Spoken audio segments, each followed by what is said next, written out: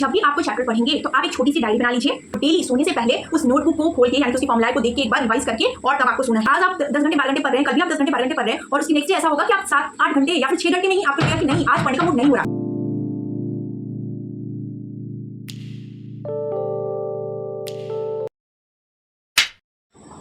हाय guys, नमस्ते, welcome और welcome back to my channel.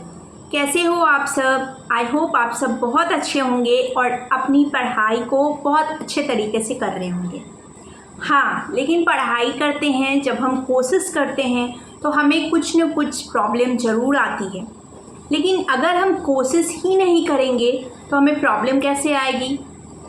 तो इसलिए कोशिश करते रहना है, तभी तो प्रॉब्लम्स आएंगी, हम उसे फेस करेंगे, हम जान पाएंगे कि जब हम कोई सक्सेस पाते हैं तो उसमें हमें कौन कौन सी प्रॉब्लम्स को फेस करना पड़ता है।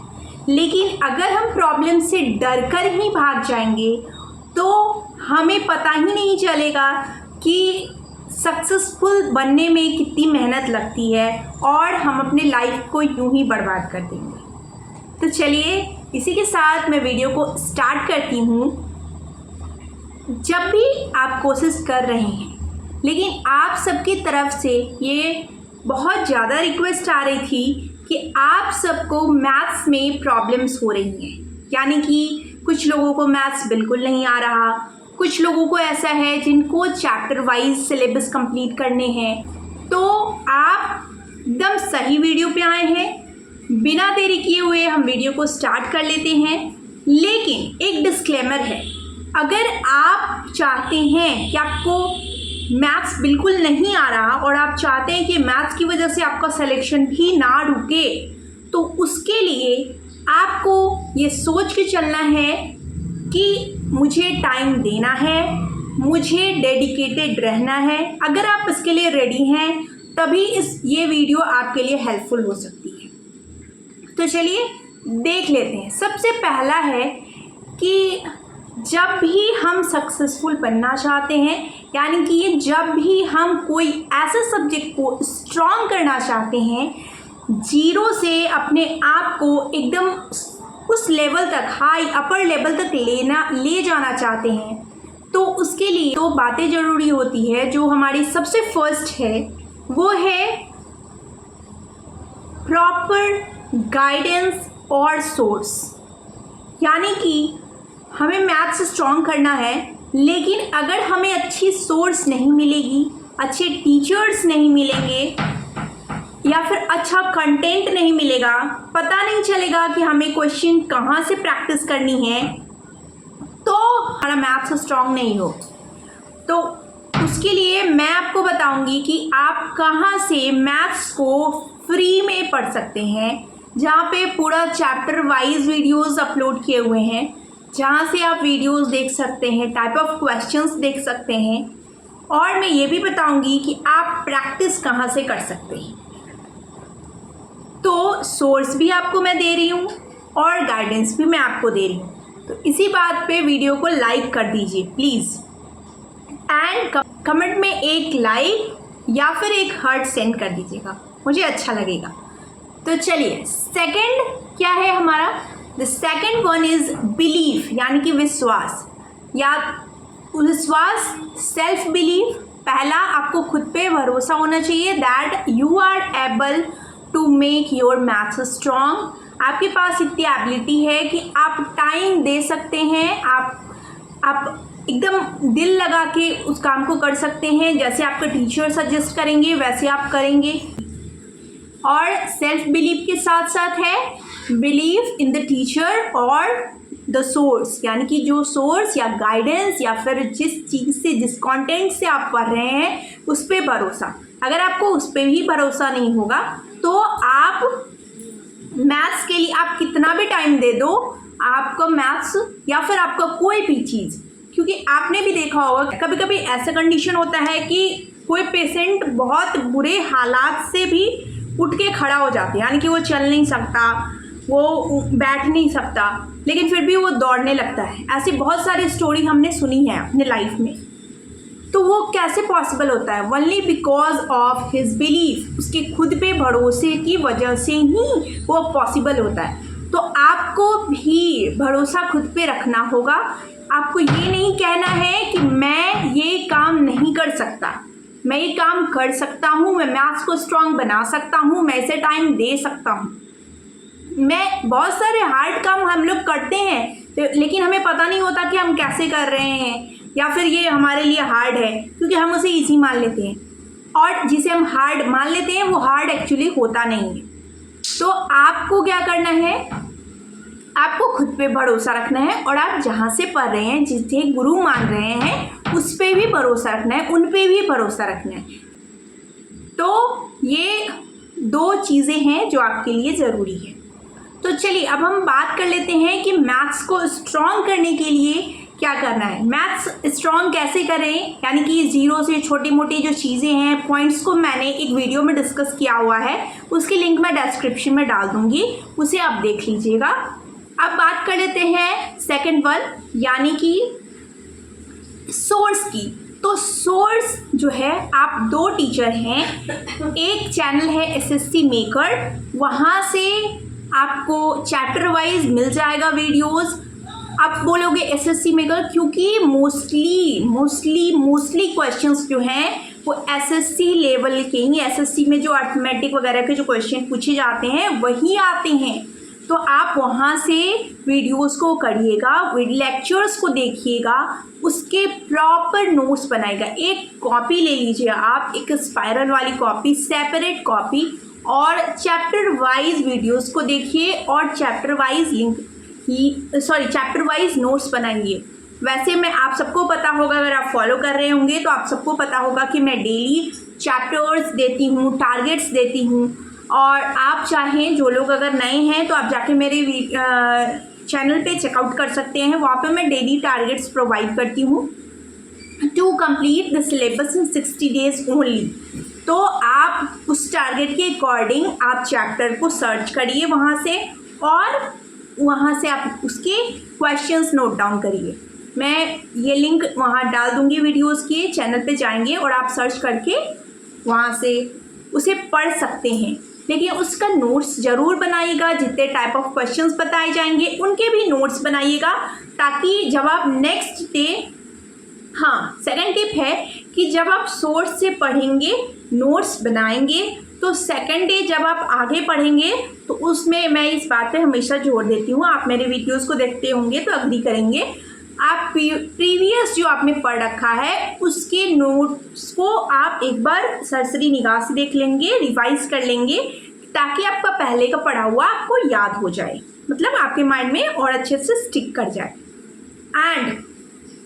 एंड अगर आप जब नोट्स बनाते हैं, उसको रिवाइज करते हैं, उसके साथ नेक्स्ट बारी आती है प्रैक्टिस की, तो आपको क्वेश्चंस भरपूर प्रैक्टिस करने हैं।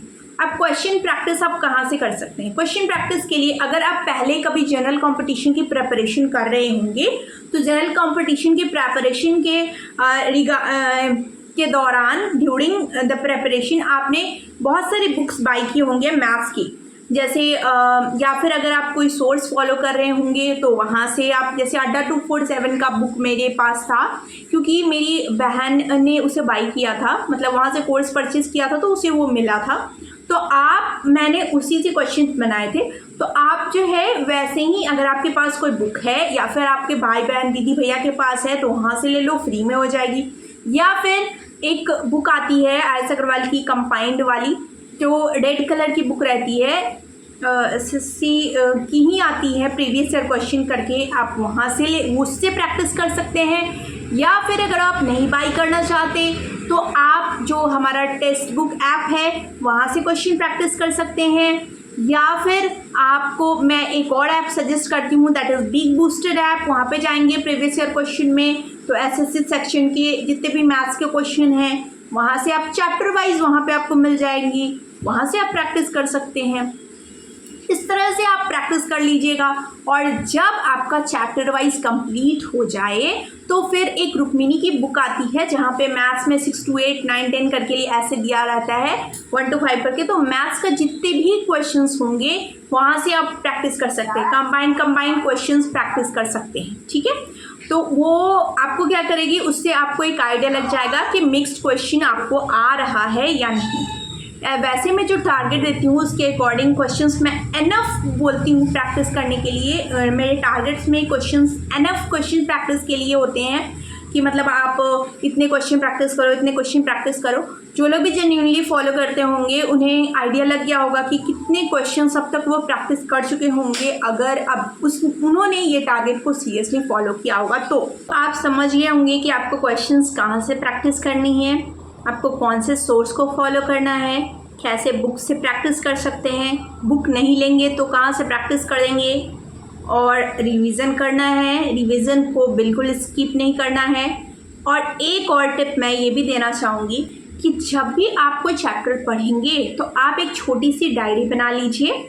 छोटी सी डायरी, आप जो छोटी डायरी आती है ना वो ले सकते हैं, या फिर छोटी नोटबुक टाइप की आती है वो ले सकते हैं, आप उसे ले लीजिए। और उसमें जितने भी फॉर्मूलाए होते हैं, जैसे कि मेंसुरेशन के फॉर्मूला होते हैं, या फिर हमारा नंबर सिस्टम में बहुत सारे फॉर्मूलाए होते हैं, जैसे कि n प्राकृत संख्याओं का घन का फॉर्मूला हो गया, या फिर एलसीएम वगैरह में जो छोटी छोटी होती है कि आप किसी से डिवाइड करेंगे, कोई संख्या से डिवाइड करेंगे, इन तीनों नंबर को हम ऐसी संख्या निकालिए जो इन तीनों नंबर को डिवाइड करने पर ये 4, 3, 5 ऐसे करके रिमाइंडर दे रहे हैं। ऐसे क्वेश्चंस, कुछ कुछ यूनिक क्वेश्चन जो होते हैं उन सबको आप उसमें नोट डाउन कर लीजिएगा, या फिर सिर्फ फॉर्मूला वाला नोट डाउन कर लीजिएगा।